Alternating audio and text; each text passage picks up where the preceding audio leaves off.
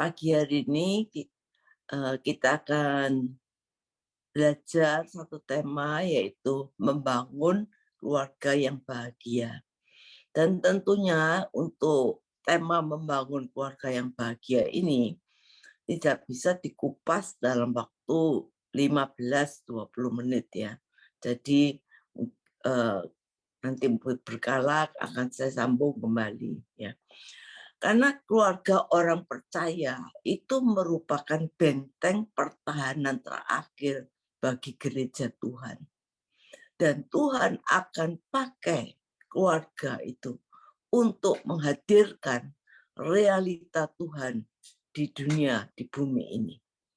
Namun, hal tersebut tidaklah bisa dibangun dalam semalam saja. Jadi membangun suatu keluarga yang bahagia itu tidak bisa dibangun dalam waktu semalam saja. Butuh ada pengaplikasian prinsip kebenaran firman Tuhan secara nyata yang dipraktekkan secara konsisten di dalam kehidupan kita sehari-hari. Sehingga terbangun fondasi yang kokoh yang mencerminkan prinsip-prinsip kebenaran firman Tuhan menjadi sesuatu yang sesuai dengan agenda surga yang dikehendaki Tuhan. Dan prinsip-prinsip ini sering dibelokkan oleh iblis. Ya, iblis sering membelokkan semua prinsip-prinsip ini karena pada mulanya memang iblis ingin menghancurkan rumah tangga.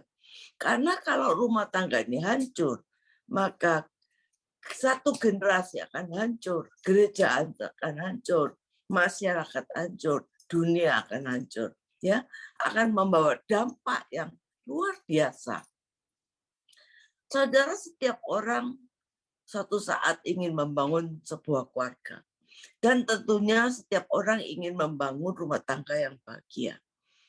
Orang berpendapat bahwa membangun keluarga itu sama dengan melihat satu gunung dari jauh yang begitu indah luar biasa. Tetapi ketika didekati, dimasuki, penuh dengan onak-duri. Keluarga yang bahagia itu, saudara, bukan cuma mimpi. Orang mengira keluarga bahagia itu satu impian. Sehingga kadang-kadang banyak orang takut menikah. Tetapi sesungguhnya kalau kita ada dalam Kristus, keluarga bahagia itu satu kepastian yang indah. Karena apa? Itu rencana Allah. Jadi banyak orang yang takut karena dipikirnya keluarga bahagia itu cuma sekedar mimpi. Ya, nggak mungkin terjadi. Ya. Jadi banyak orang yang akhirnya takut menikah. Kita di muka bumi ini menikah, ya, dikatakan untuk membangun rumah tangga yang bahagia. Namun, meskipun demikian banyak orang yang mempunyai cita-cita itu. Kita lihat kalau ada orang yang menikah, lalu ucapannya selamat menempuh hidup baru, selamat berbahagia. Namun, meskipun banyak orang punya cita-cita itu, yaitu rumah tangga berbahagia, tapi waktu mereka memasuki dalam pernikahan, apa yang diharapkan kadang-kadang tidak terjadi. Keluarganya menjadi keluarga yang penuh air mata. Keluarganya menjadi keluarga yang penuh dengan kekecewaan, kekerasan, tekanan, bahkan di Indonesia disebut KDRT, ya. Keluarganya dalam kehancuran. Dan orang bertanya, kenapa?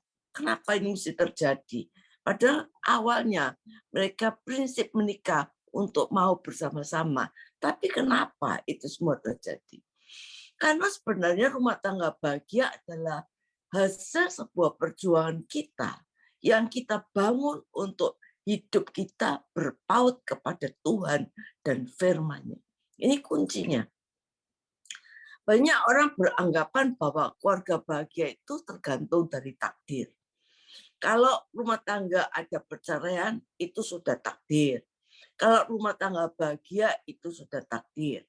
Saudara, saya katakan, di dalam kekristenan itu tidak ada nasib dan tidak ada takdir. Karena Allah kita adalah Allah yang sanggup merubahkan yang tidak mungkin menjadi mungkin. Karena bagi Allah tidak ada mustahil. Kita justru harus percaya Roma 8 ayat 28 bahwa Allah ikut bekerja mendatangkan kebaikan di segala perkara bagi orang yang mengasihi Dia. Dan kita harus percaya Yeremia 29 ayat 11 bahwa masa depan kita yang Tuhan berikan adalah masa depan yang penuh pengharapan.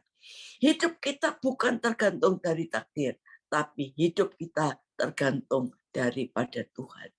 Ingat, setiap kita ditakdirkan untuk hidup berkemenangan, hidup oleh mujizat, dan alami perkara-perkara besar.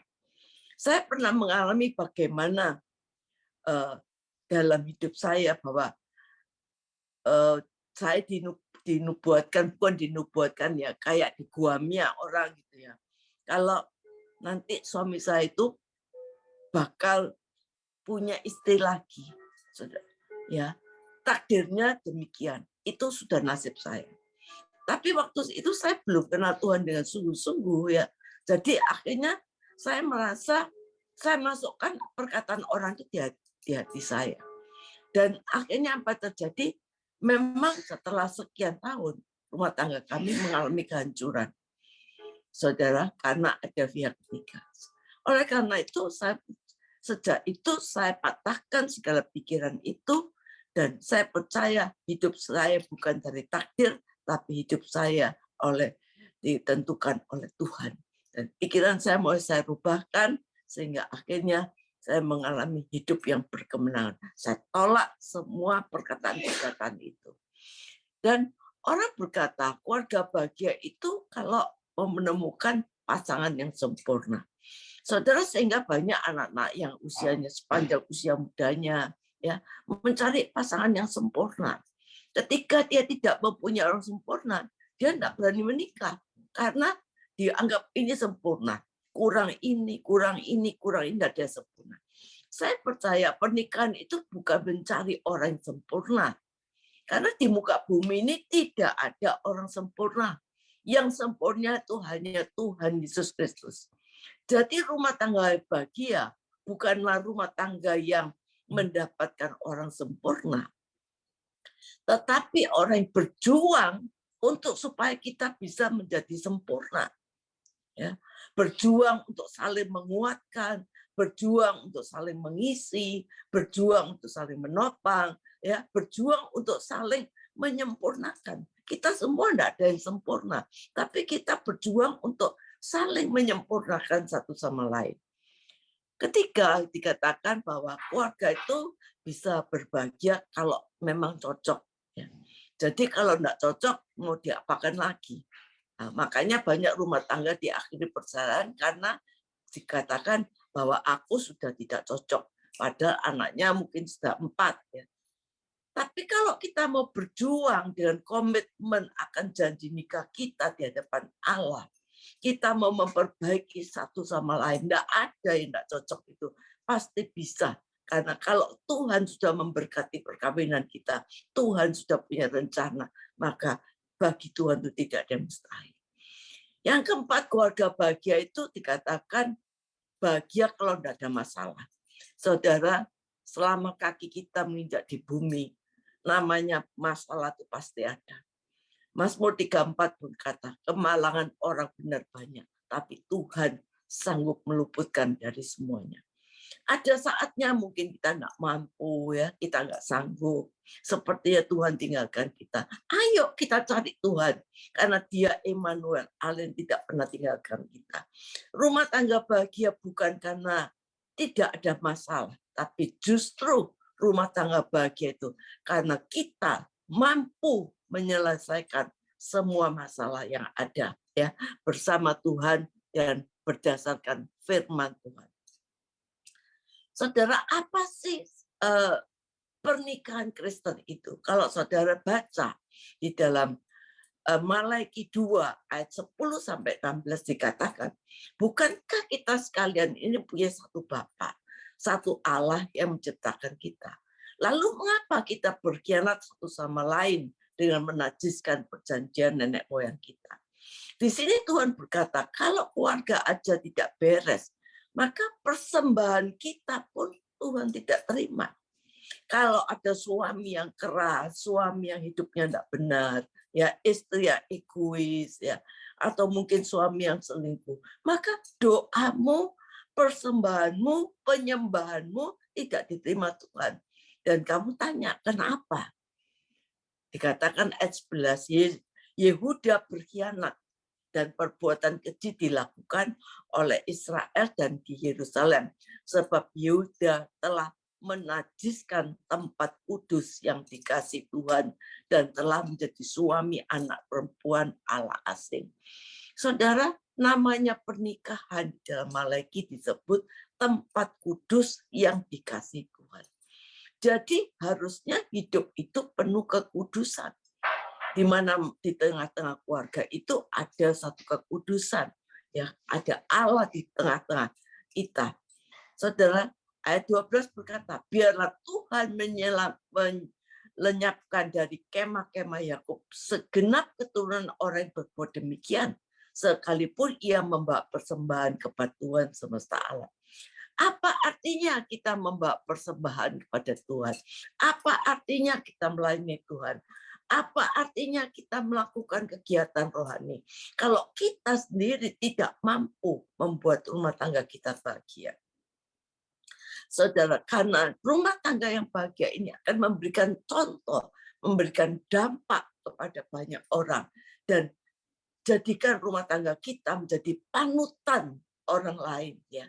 Memang saya percaya bahwa nggak mungkin kita hidup itu tanpa ada masalah. Pasti ada masalah. Tapi rumah tangga yang bahagia itu sanggup menyelesaikan masalah dengan benar. Ayat 13 dikatakan, dan inilah yang kedua yang kamu lakukan. Kamu menutupi mezbah Tuhan dengan air mata, dengan tangisan dan rintian. Oleh karena itu, ia tidak lagi berpaling pada persembahanmu dan tidak berkenan menerima dari tanganmu. Ya, yang terakhir ini dari Malaki 10 ayat 13. Saudara, dikatakan pernikahan itu di pemandangan Tuhan adalah sebuah mezbah. Pernikahan itu sebuah mezbah. Nah, mezbah Tuhan ini dikatakan tidak boleh ditutupi dengan air mata. Ada tangisan, ada rintihan. Ya. Berbicara mezbah berarti rumah tangga itu harus ada satu pujian, ada satu ucapan syukur, ada dupa yang wangi, ya, ada satu penyembahan di tengah keluarga, ada satu pengorbanan, itu namanya mezbah, ada yang dikorbankan. Kalau kita di dalam tengah keluarga ada yang belum bertobat, saudara, ayo salah satu di antara kita yang sudah mengerti kebenaran, kita bangun mezbah, kita adakan pujian, ucapan syukur, ya, ada pengorbanan waktu kita, doa kita, ya, hati kita, pikiran kita, ada pengorbanan, ya, untuk supaya firman Tuhan digenapi. Kalau satu orang diselamatkan, maka seisi rumah tangga akan diselamatkan. Saudara, keluarga yang baik adalah latihan tentara-tentara Allah. Ya, keluarga yang baik itu adalah tempat latihan tentara-tentara Allah. Tentara-tentara Allah ini bukan dilatih di gereja, tapi tentara Allah dilatih di tengah keluarga. Dan keluarga yang Allah yang baik itu menjadi benteng. Kalau keluarga kita ini menjadi benteng, saudara, maka anak-anak kita dalam menghadapi masalah, dia tidak akan cari di luar persoalannya. Dia akan tahu ada benteng, dia masuk di keluarganya dan dia akan terbuka pada orang tuanya karena dia tahu keluarganya adalah benteng perlindungan. Kalau keluarga kita tidak menjadi benteng, maka anak-anak menghadapi sesuatu, dia akan lari ke tempat lain dan akhirnya terjebak ke narkoba, ke hal-hal yang tidak diinginkan. Ya. Dari keluarga yang hancur itu, saudara, tempat latihan tentara-tentara setan. Karena setan ingin menghancurkan keluarga. Kita lihat bandar-bandar narkoba, itu lahir dari keluarga yang hancur. Anak-anak umur 13, 14, 15 sudah bejat moralnya. Itu dilatihkan di keluarga yang hancur. bukan karena lingkungan, tapi di tengah keluarga yang hancur akan lahir anak-anak yang hancur moralnya. Suami yang kasar ya, mesti atau ibu seorang orang tua yang kasar, yang penuh bentakan, makian, maka kita akan melahirkan generasi-generasi yang suka membentak, memaki ya. Orang tua kalau marah banting pintu, teriak-teriak. Nah, itu akan dilihat oleh anak-anak dan dicetak bertahun-tahun dan akhirnya menjadi jati diri anak itu yang sudah tertanam bertahun-tahun. Apalagi kalau seorang ayah yang memaki-maki istrinya di depan anaknya, nanti anaknya juga akan niru ya. Jangan beri kesempatan pada iblis ya. Jangan tunggu ada korban. Oleh karena itu, biarlah Tuhan yang menjadi saksi kita. Firman Tuhan dikatakan di dalam ayat 14, oleh karena apa? Sebab Tuhan telah menjadi saksi antara engkau dan istri masa muda yang kepadanya engkau telah tidak setia, padahal dia teman sekutumu dan istri seperjanjianmu. Kita lihat bahwa Tuhan itu menjadi saksi kita. Dan dikatakan, bukankah Allah menjadikan mereka daging dan roh, saudara? Dan apakah yang dikehendaki satuan itu? Keturunan ilahi. Jadi jagalah dirimu, janganlah orang tidak setia terhadap istri dari masa mudanya. Sebab aku membenci perceraian. Saudara, kita kenal Allah itu sebagai Allah yang penuh kasih. Tapi Allah bisa membenci sesuatu. Satu hal yang dibenci Allah. Semuanya itu Allah penuh kasih. Tapi satu hal yang Tuhan benci, yaitu perceraian. Perceraian itu bukan membangun, tapi menghancurkan beberapa pihak. Ingat ya, bahwa perceraian bukan jalan keluar. Perceraian tidak pernah menjadi jalan keluar. Semarah apapun kita, jangan kita ucapkan cerai. Ya. Karena kalau kita ucapkan cerai, sama dengan kita nantang Tuhan. Kalau itu pernah kita ucapkan, kita harus minta ampun pada Tuhan. Supaya apa? Ketika kita ucapkan cerai, kutuk itu ada di atas rumah tangga kita. Ada orang yang bertanya pada saya, kalau rumah tangga saya sudah tidak bisa dipersatukan lagi, buat apa dipertahankan? Cuma ribut aja, menderita, menangis tiap hari. Buat apa saya mempertahankan rumah tangga saya kalau sudah tidak cocok, ya sudah tidak sehati lagi, ya sudah tidak bisa dipersatukan? Jawaban saya adalah Allah yang membenci perceraian adalah Allah yang sama yang berkata, mari hai kamu yang berletih lesu dan berbeban berat, aku akan memberikan kelegaan padamu. Allah yang berkata, aku membenci perceraian adalah Allah yang sama yang melakukan mukjizat pertama di Kanaan, di pesta perkawinan yang merubah air menjadi anggur. Oleh karena itu, saudara, ayo kita bangun rumah tangga kita untuk kita sungguh-sungguh sesuai dengan dasar firman Tuhan. Kita bangun memang untuk membangun rumah tangga yang bahagia tidak cukup dalam waktu semalam, tetapi harus membutuhkan waktu ya. Bagaimana kita melakukan, mengaplikasikan firman Tuhan dan kehadiran Tuhan di tengah-tengah rumah tangga kita. Dan untuk selanjutnya saya akan bersambung untuk hari ke depannya, bagaimana selanjutnya kita membangun satu rumah tangga yang bahagia. Saya akan berdoa untuk semua jemaat di tempat ini yang mengikuti Zoom. Biarlah kami Tuhan mempunyai keluarga-keluarga yang sungguh-sungguh dibangun oleh Tuhan. Satu keluarga yang berbahagia, yang sungguh-sungguh mengandalkan Tuhan dan hidup sesuai firman Tuhan di dalam kehidupan kita. Apapun yang terjadi, masalah yang terjadi dalam hidup kita, kita tidak akan berkata bercerai. Tuhan, kita percaya kita mempunyai Tuhan yang luar biasa, yang sangat peduli terhadap perkawinan, yang sangat peduli kepada pernikahan. Karena Tuhanlah yang mempunyai ide ini. Tuhanlah yang mempunyai rencana perkawinan ini pertama kali di dalam Kejadian yang mempertemukan antara Adam dan Hawa. Karena berkata bahwa tidak baik manusia sendiri, maka Tuhan berikan Hawa. Kami percaya Tuhan saat ini Engkau berkati setiap rumah tangga kami. Kalau ada yang belum bertobat, Tuhan, melalui hidup kami akan buka mezbah kami.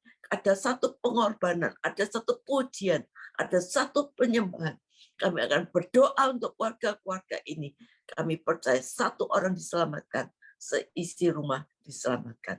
Terima kasih Tuhan, berkat-Mu atas kami, berkati mereka yang sedang bekerja, berkati keluarga-keluarga mungkin saat ini mempunyai prinsip-prinsip yang berbeda, ada masalah di tengah keluarga, kami percaya Tuhan, kami akan mampu menyelesaikan sesuai dengan firman Tuhan.